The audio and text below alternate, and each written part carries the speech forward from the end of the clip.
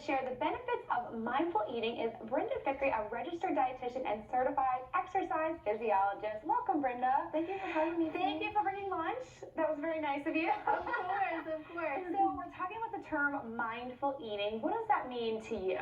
Sure. Well, mindful eating is just being present with your food. A lot of times we get caught up in the day-to-day busyness, and we're eating, we're not paying attention to what we're eating. So it's just really focusing on loving your food, smelling your food, being present with your food, and also paying attention to your body. What happens negatively when we're not eating mindfully, when we're, just kind of scarfing down food and not even thinking about it? What's the negative consequences of that? Sure, yeah, that's a great question.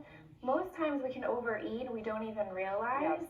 So it's really important to eat slowly, and it takes about 10 to 20 minutes for our brains and our stomachs to connect and to make sure that we're feeling nice and full. So it's really important to slow down. To not be someone that eats too quickly or does that kind of thing. All right, so it does sound like, though, for some people, mindful eating might feel like a challenge, a commitment they have to make. So what's the best way that we can get started? Yeah, that's an awesome question. So I'm not sure if anyone has heard about the hunger scale before.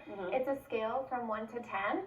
10 being you're overly stuffed, you're really, really full, with 1 being, I'm really famished and I'm super hungry. So it's good to really assess, stop and think about before you're eating. At what level are you on the hunger scale? It's good to be around a 3 or a 4 when you're starting eating, and 5 to 6 when you finish. I think sometimes, especially in a work schedule, we have to eat at certain times.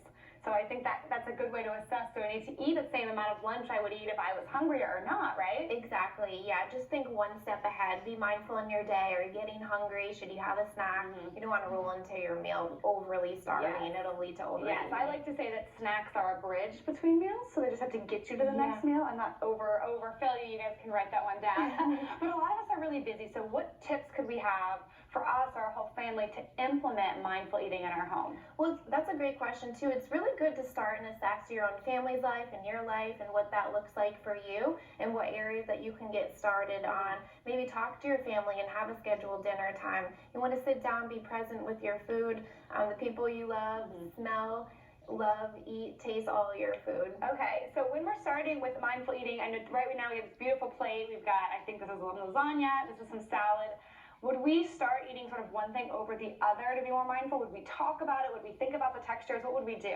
We would first just stop and be thankful for the food that we're eating. Take a minute, smell your food, taste your food. Maybe if it's appropriate, touch your food. It's good to just, give all your senses to it. And that way when you leave the meal, you're going to feel really satisfied, leaving less cravings down the road and less times to binge or feel like you still want to eat. You'll leave the meal feeling really happy and satisfied. Are there any other things that are like don't do's for eating that would make our meal less mindful or make us more apt to eat mindlessly? Right, so the don't do's, the biggest thing is eat really quickly in front of a television or a computer. A lot of times we're not even paying attention to what we're doing. We eat the food and 5 minutes later we're ready for more. We don't feel like that satisfaction from it.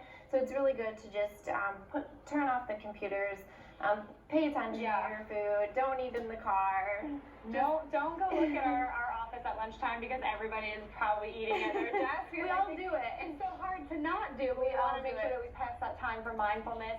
Does it help to eat courses, like your meal in courses, have a salad course and then have the entree? Would that sort of, in a way, slow down our eating and give us more time? Yeah, absolutely. It's good to stop, sip on your water. If you're out to eat, maybe start with a side salad first, then roll into the entree.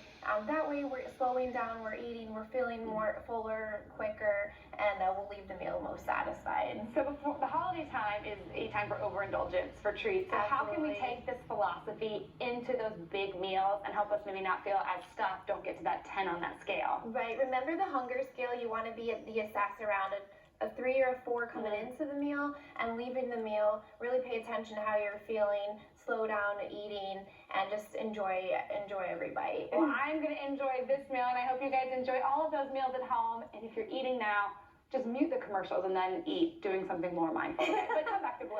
You can find out more about Brenda at her website at stpetersburgnutrition.com. Thank you so much, Brenda. Thank you for having me. All right, guys, stay tuned. We'll be right back with more Bloom.